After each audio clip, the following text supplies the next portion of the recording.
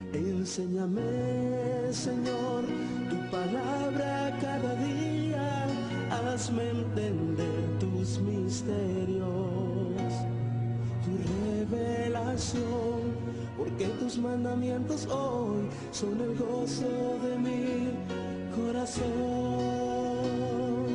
Dame, Señor, tu palabra cada día, hazme entender tus misterios, tu revelación, porque tus mandamientos hoy son el gozo de mi corazón.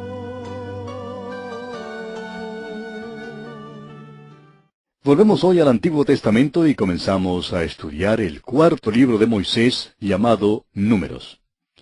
Quizá podemos llamar a este libro el libro de la aritmética del Antiguo Testamento, o en realidad de toda la Biblia. En la versión griega de los 70, que se conoce como la Septuaginta, fue llamado aritmoi, que significa aritmética, y de allí procede la designación de Números como nombre de este libro.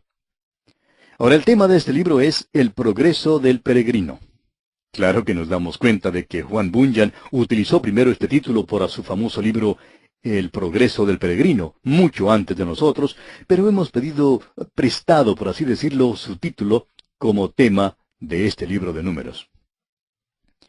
Encontramos aquí el caminar, el viajar, el trabajar, el guerrear, el testificar y el adorar del peregrino de Dios.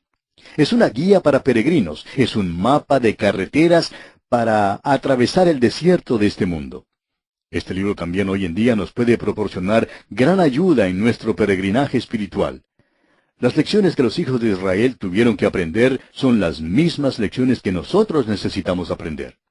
Y esta fue la intención de Dios al incluirlo aquí en la Biblia, que fuera así para usted y para mí, amigo oyente. Esto mismo es lo que dice el apóstol Pablo en su carta a los Romanos, capítulo 15, versículo 4, donde dice, porque las cosas que se escribieron antes, para nuestra enseñanza se escribieron, a fin de que por la paciencia y la consolación de las Escrituras tengamos esperanza. Este tema también lo desarrolla Pablo en su primera carta a los Corintios, capítulo 10, versículo 11, donde dice, y estas cosas les acontecieron como ejemplo, y están escritas para amonestarnos a nosotros, a quienes han alcanzado los fines de los siglos. En cuanto a esto, no olvidemos que el autor de la carta a los Hebreos dice así en el capítulo 11, versículo 13, conforme a la fe murieron todos estos sin haber recibido lo prometido, sino mirándolo de lejos, y creyéndolo y saludándolo, y confesando que eran extranjeros y peregrinos sobre la tierra. Por otra parte, el apóstol Pedro nos declara peregrinos en su primera carta, capítulo 2, versículo 11, cuando dice, amados, yo os ruego como a extranjeros y peregrinos que os abstengáis de los deseos carnales que batallan contra el alma. Y por último consideremos lo que dice el propio Señor Jesucristo en el Evangelio según San Juan, capítulo 17, versículos 14 y 15. Dice el Señor, yo les he dado tu palabra, y el mundo los aborreció porque no son del mundo, como tampoco yo soy del mundo. No ruego que los quites del mundo, sino que los guardes del mal. Pasando ahora al autor de este libro de Números, se acepta universalmente que el escritor fue Moisés. En cuanto a la posición histórica de este libro, Números es el cuarto libro del Pentateuco, el cuarto libro que escribió Moisés. Al comenzar el libro encontramos que los israelitas todavía están en el monte Sinaí, tal como lo estaban al comenzar nuestro estudio del libro anterior, es decir, el libro de Levítico. Y es porque los hijos de Israel no marcharon durante el libro de Levítico, y así todavía están acampados en el monte Sinaí. En nuestro estudio del primer libro del Antiguo Testamento y del Pentateuco, el libro de Génesis, nos enteramos de la creación y de la caída del hombre. Es el libro de los principios. Los hijos de Israel estaban en aquel entonces en los lomos de Abraham. El libro de Éxodo es el gran libro de la redención. Los hijos de Israel habían bajado a Egipto y el Éxodo es la historia de su salida de Egipto. Este libro principia con los israelitas trabajando en los ladrillares de Egipto y concluye dándonos a conocer la maravillosa manera de cómo Dios los libra de su esclavitud. Ahora, el libro de Levítico es el libro de la adoración y de la comunión. Allí Dios les habló desde el tabernáculo. No hay ningún movimiento ni viaje evidente en el libro de Levítico. Y así llegamos entonces al libro de Números, que es el libro del progreso del peregrino. Su nombre, Números, proviene del censo que se describe en el primer capítulo y del censo que se menciona en el capítulo 26. El tiempo entre estos dos números, o sea, entre estos dos censos, revela la tragedia de este pueblo en el desierto.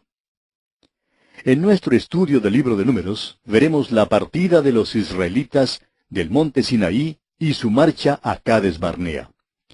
Ahora, en Cades Barnea, su actitud de incredulidad se cristaliza en desobediencia cabal. La luz revela el estado de su fe y da a conocer su fracaso. Sin duda, el autor de la carta a los Hebreos se refiere a esta situación, al decir en el capítulo 3, versículo 19, y vemos que no pudieron entrar a causa de incredulidad, allá en Hebreos 3:19. Después de Cades Barnea, comenzaron a viajar como vagabundos por el desierto hasta cuando murió toda aquella generación en ese desierto. Las dos excepciones notables fueron Josué y Caleb. Los años de este viaje sin rumbo constituye una verdadera cadena de sufrimientos, una jornada de tragedias y una historia de descarríos. Ahora había una distancia de unos 240 kilómetros entre el monte Sinaí y Cades Barnea, un viaje que en aquellos tiempos no debería demorar más de 11 días.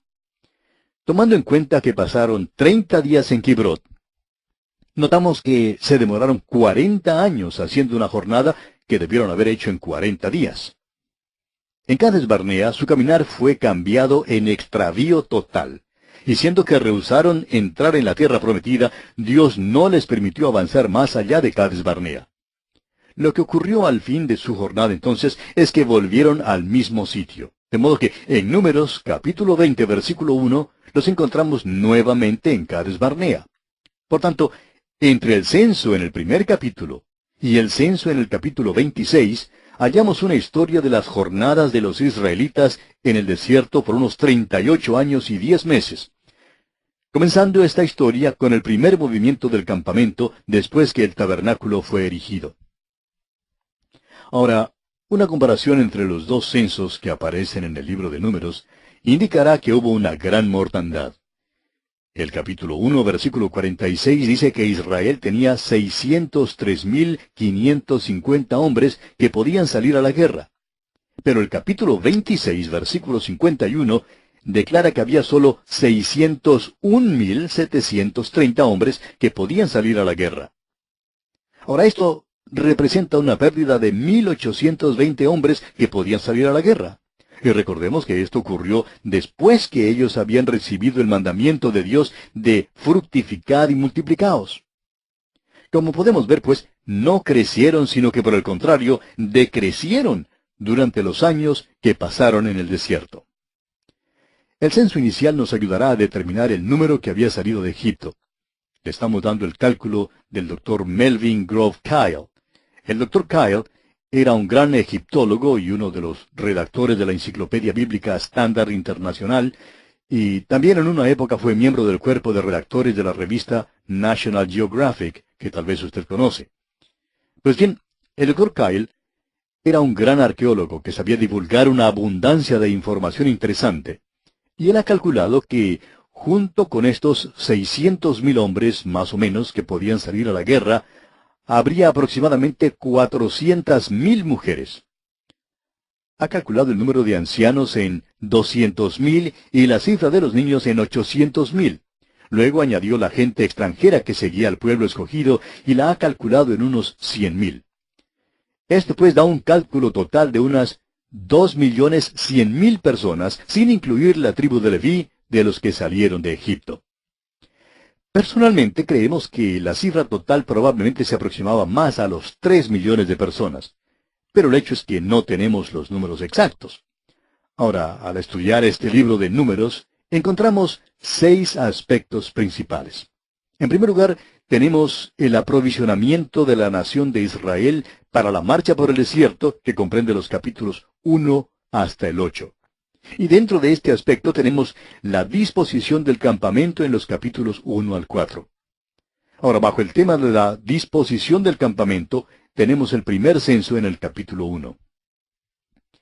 El capítulo 2 nos da las normas y la posición de las 12 tribus en su marcha por el desierto.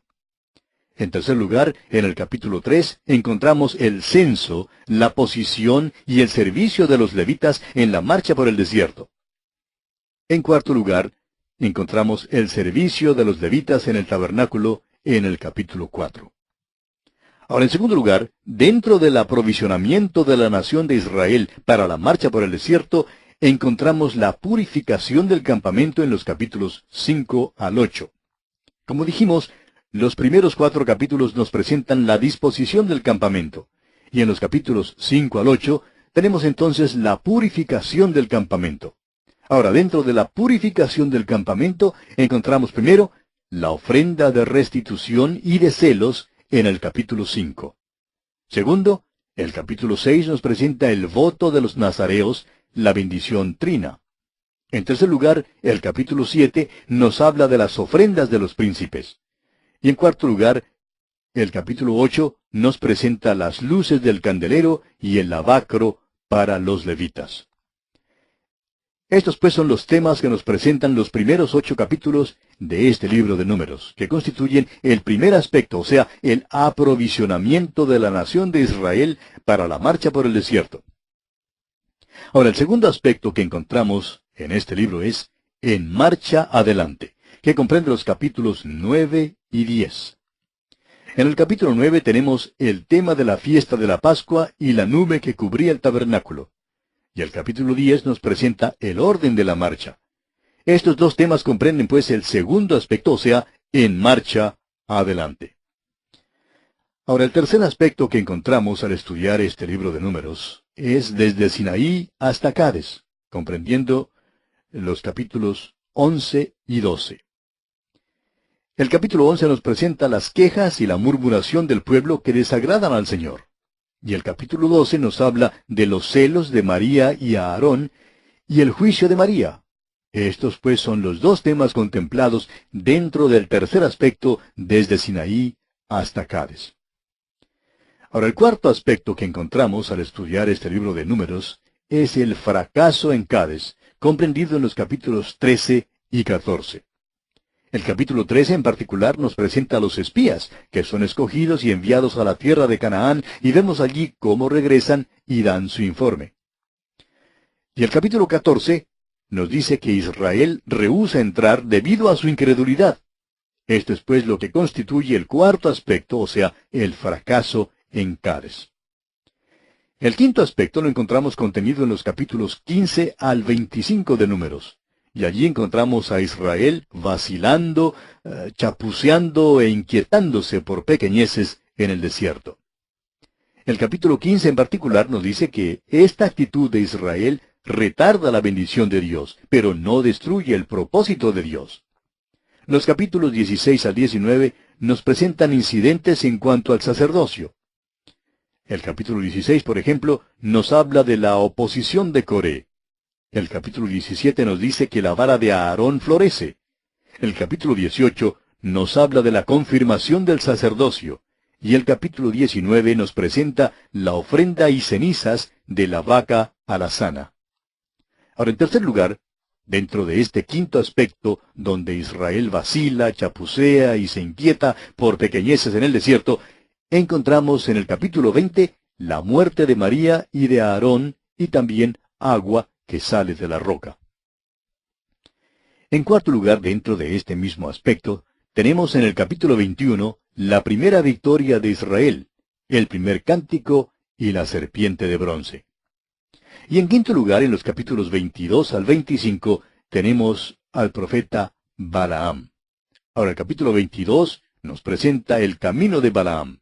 El capítulo 23, el error de Balaam, y los capítulos 24 y 25 nos presentan la doctrina de Balaam. Todo esto, pues, constituye el quinto aspecto que encontramos al estudiar este libro de Números, donde Israel vacila, chapucea y se inquieta por pequeñeces en el desierto, como ya hemos dicho.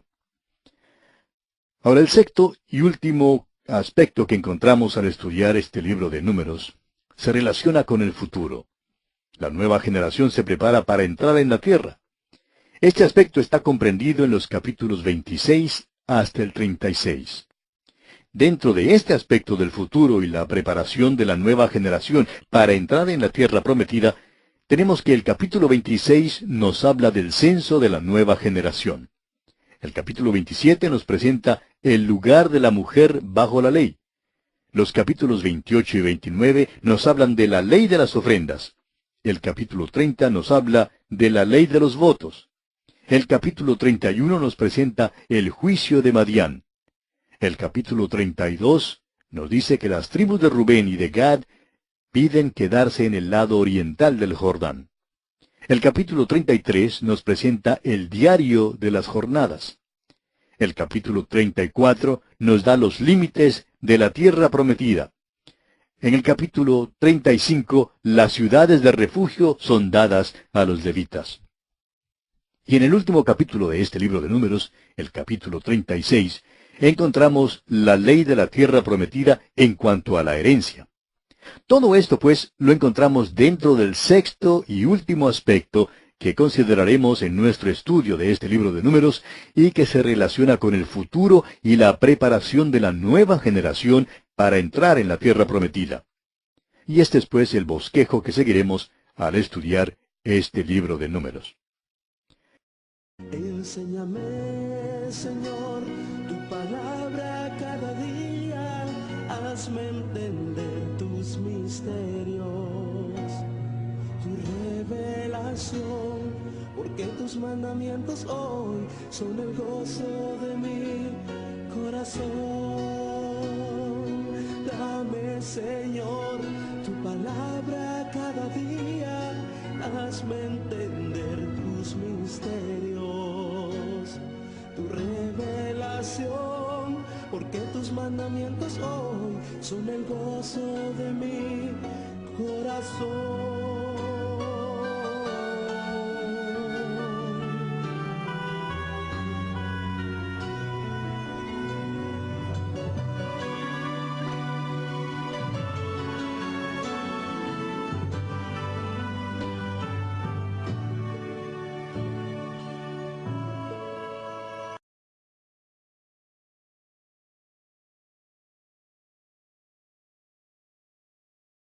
Enséñame, Señor, tu palabra cada día, hazme entender tus misterios, tu revelación, porque tus mandamientos hoy son el gozo de mi corazón.